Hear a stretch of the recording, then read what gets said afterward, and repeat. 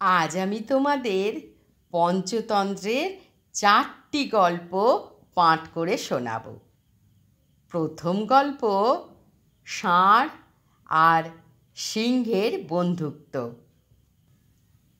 একদিন এক গ্রামে এক গরিব কৃষকের ষাঁড় ছিল। একসময় কৃষক তাকে ছেড়ে দেয় জঙ্গলে। ষাঁড়টি সেখানে ঘাস খেয়ে দিব্যি বড় হলো।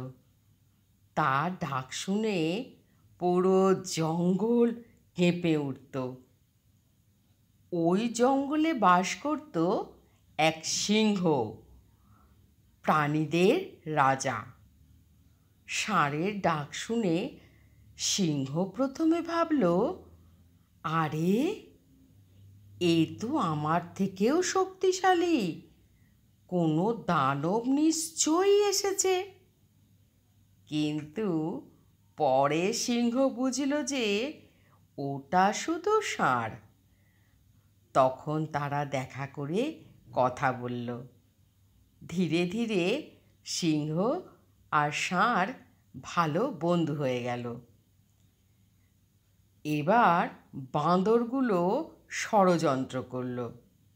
সিংহের সভায় কিছু বাঁদর ছিল। তারা সিংহকে নিয়মিত খুশি করত। কিন্তু সিংহ ষাঁড়ের সঙ্গে সময় কাটাতে শুরু করলে বাঁদরের গুরুত্ব কমে গেল। এতে তারা রাগে ফুঁসতে লাগলো। বাঁদরগুলো ষাঁড়কে আলাদা করে বলল, বন্ধু ষাঁড়, তুমি কি জানো সিংহ আসলে তোমাকে খাওয়ার ফন্দি করছে? এখনই সাবধান না হলে সর্বনাশ। অন্যদিকে বাঁদরগুলো সিংহকেও বলল, হে রাজা, এই ষাঁড় নাকি বলেছে সে তোমাকে মেরে জঙ্গলের রাজা হবে। দুজনেই ভয়ঙ্কর ভুল করেছে। দুজনেই বিশ্বাসঘাতক বাঁদরদের কথায় ভেসে গেল। সিংহ ভাবল ষাঁড় তাকে মারবে, আর ষাঁড় ভাবল সিংহ তাকে খেতে চাইছে। তার ফলে একে অপরের উপর ঝাঁপিয়ে পড়ল। শেষমেশ ভয়ঙ্কর লড়াইয়ে ষাঁড় মারা গেল। এই গল্পের শিক্ষণীয় কথা কি? মিথ্যা আর চাটুকারিতার ফাঁদে পড়লে বন্ধুত্ব ভেঙে যায়। অন্যের কথা না ভেবে নিজের বন্ধুত্বে বিশ্বাস রাখতে শেখা উচিত। ষড়যন্ত্রকারীরা সব সময় বন্ধুত্ব নষ্ট করতে চায়। তাই বুদ্ধি খাটিয়ে সত্য যাচাই করা প্রয়োজন। পঞ্চতন্ত্রের দ্বিতীয় গল্প ইঁদুর ও গৃধিনী মানে শকুন। এক গ্রামে একটি বিশাল পুরনো গাছ ছিল। গাছের ফাঁকে বাস করত এক গৃধিনী, মাদি শকুন, ও তার ছোট ছোট ছানারা। প্রতিদিন গৃধিনী দূরে গিয়ে খাবার আনত, আর ছানারা গাছের ফাঁকেই থাকত। গাছের গোড়ায় এক চালাক ইঁদুর থাকত। সে গাছের গর্তে খাবার জমিয়ে রাখত। গৃধিনী যখন খাবার নিয়ে ফিরত, তখন গাছের ফাঁক থেকে ঝরে পড়া টুকরো খাবারগুলো ইঁদুর চুপি চুপি সংগ্রহ করত। এবার বিপদের শুরু। একদিন কিছু বন মানুষ এসে গাছের নিচে ডেরা ফেলল। তারা শীত থেকে বাঁচতে আগুন জ্বালালো। গৃধিনী তাদের দেখে ভয় পেল, কিন্তু ছানাদের একা ফেলে কোথাও যেতে পারল না। এই দৃশ্য দেখে ইঁদুর ভাবল, যদি এই বন মানুষরা গাছ কেটে ফেলে তবে আমার গর্তও ধ্বংস হবে। এখন গৃহিণীকে সাবধান করতে হবে। ইঁদুরের দূরদর্শিতা। ইঁদুর গোপনে গৃহিণীকে বলল, বন্ধু, এই বন মানুষরা খুব চতুর। যদি তারা আগুন দেখে তাহলে কাঠ কেটে শুকনো ডাল দিয়ে জ্বালিয়ে তুলবে। তোমার ছানাদের বড় বিপদ হবে, ওদের থামাও। কিন্তু গৃহিণী তা পাত্তা দিল না। সে ভাবল, মানুষ তো বোকা, ওরা কি আর এত বুঝবে। সর্বনাশ হলো। যা ভেবেছিল তাই হলো না। বন মানুষরা সত্যি গাছ কেটে ডাল দিয়ে আগুন জ্বালালো। আগুনে গৃহিণীর বাসা পুড়ে গেল, ছানারা মারা গেল। গৃহিণী তখন আক্ষেপ করে বলল, হায়, ইঁদুরের কথা যদি আগে শুনতাম তবে এত বড় সর্বনাশ হতো না। এই গল্পটার শিক্ষণীয় কথা কি? দূরদর্শিতার কথা উপেক্ষা করলে সর্বনাশ অবধারিত। ছোটজন হলেও তার পরামর্শে গুরুত্ব দেওয়া উচিত। সময় মতো সাবধানতা না নিলে পরে আক্ষেপ ছাড়া কিছুই থাকে না। পঞ্চতন্ত্রের তৃতীয় গল্প, অহংকারী ময়ূর আর বিনয়ী রাজহাঁস। এক বড় বাগানে থাকত এক ময়ূর ও এক রাজহাঁস। ময়ূর ছিল ভীষণ অহংকারী। তার ঝলমলে রঙিন পালক দেখে সে সবার সামনে বুক ফুলিয়ে হাঁটত। ময়ূরের গর্ব ছিল।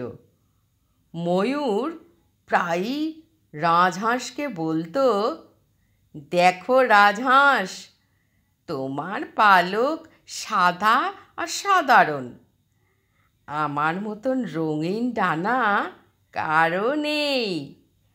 আমি পৃথিবীর সবচেয়ে সুন্দর পাখি। রাজহাঁস হেসে শান্ত গলায় বলতো, বন্ধু, সৌন্দর্যই সব নয়, আসল গুণ হলো বিনয় আর গাম্ভীর্য। কিন্তু ময়ূর তাতে কান দিত না। দুর্যোগের দিনে একদিন হঠাৎ ঝড় বৃষ্টি শুরু হলো। কালো মেঘে আকাশ ভরে গেল। বজ্রপাত, প্রবল বৃষ্টি আর প্রচণ্ড ঝড়ে ময়ূরের পালক ভিজে ভারী হয়ে গেল।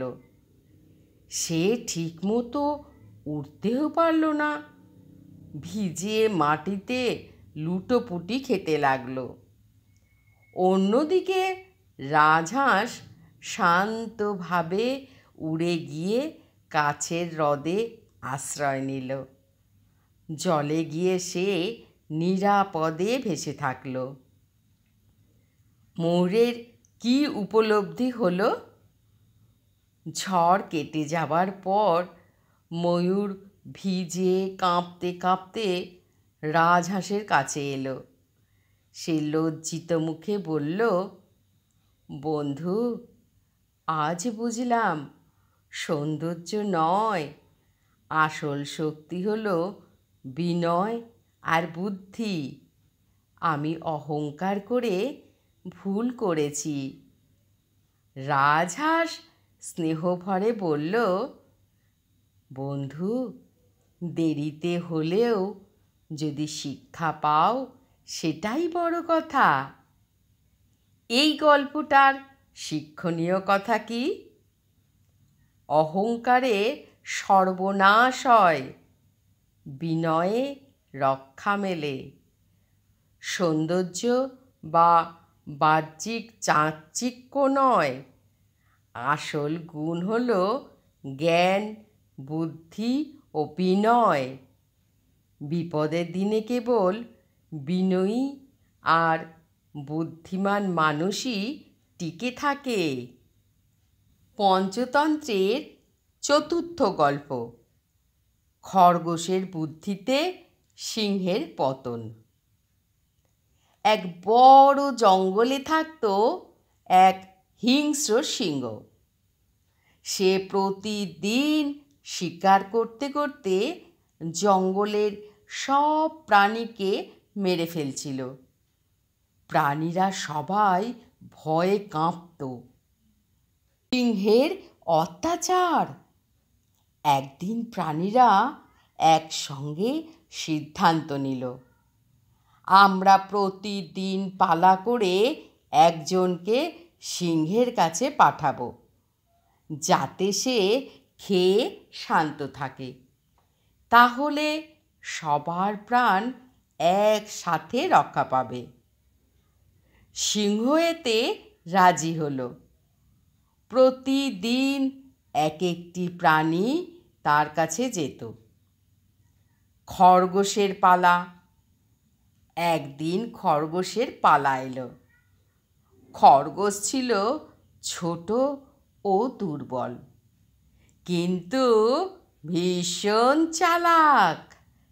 সে ভেবেছিল, এভাবে একদিন না একদিন আমাকেও মরতে হবে।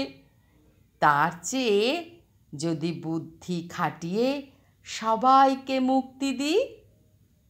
সে ইচ্ছে করে দেরি করে সিংহের গুহায় পৌঁছল। সিংহ গর্জন করে উঠল, এত দেরি কেন হলো?